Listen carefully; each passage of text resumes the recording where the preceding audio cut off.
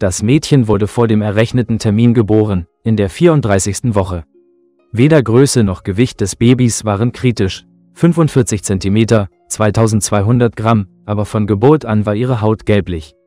Die ersten 3 Lebenstage verbrachte Aljona in einer Druckkammer und unter strenger Aufsicht der Ärzte in ihrer Heimatstadt Kiselyowsk. Der örtliche Kinderarzt diagnostizierte verlängerte Gelbsucht, doch schon 2 Monate später wurde klar, dass alles viel komplizierter und gefährlicher war.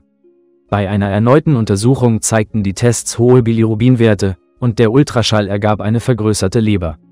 Die Ärzte verschrieben Medikamente, Vitamine und Spezialnahrung, doch nichts half. Die Gelbfärbung blieb und die Werte wurden immer schlechter. Mutter Natascha machte sich große Sorgen. Am meisten quälte sie die Ungewissheit und das Unverständnis, was mit ihrer Tochter nicht stimmte und wie sie ihr helfen konnte. Sie waren 2-mal im Krankenhaus, doch die örtlichen Ärzte konnten keine Diagnose stellen. Auf der Suche nach Antworten fuhren sie nach Novokuznetsk zu einem Professor, der auf Lebererkrankungen spezialisiert ist. Doch auch er konnte nicht helfen.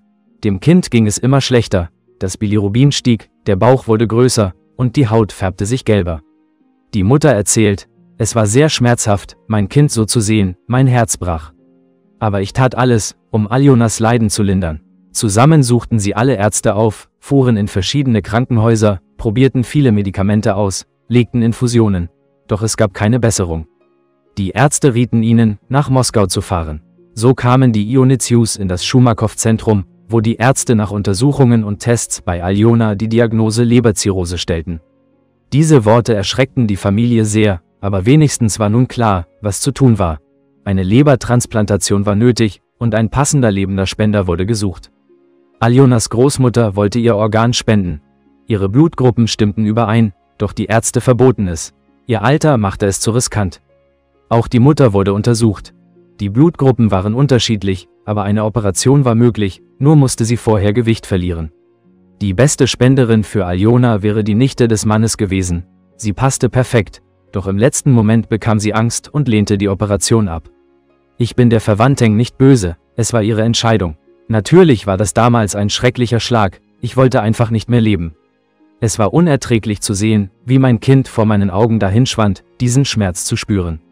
Aber ich musste stark bleiben. Ich bin froh, dass am Ende alles geklappt hat. Ich habe meine Tochter gerettet, erinnert sich Natascha an diese schwere Zeit. Aljonas Zustand war damals kritisch.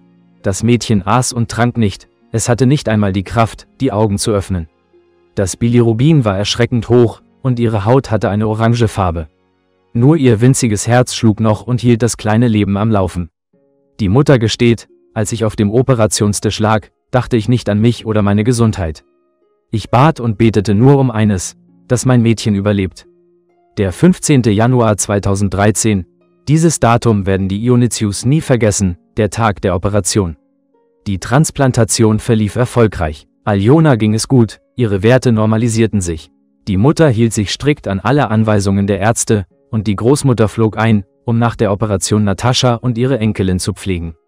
Es macht mir nichts aus, dass das Kind eine Behinderung hat, ein Leben lang Medikamente nehmen muss, eine Diät einhalten und vorsichtig sein muss. Ich werde alles tun, um meine Aljonuschka großzuziehen, sagt die Mutter offen. Nun muss sie das allein schaffen.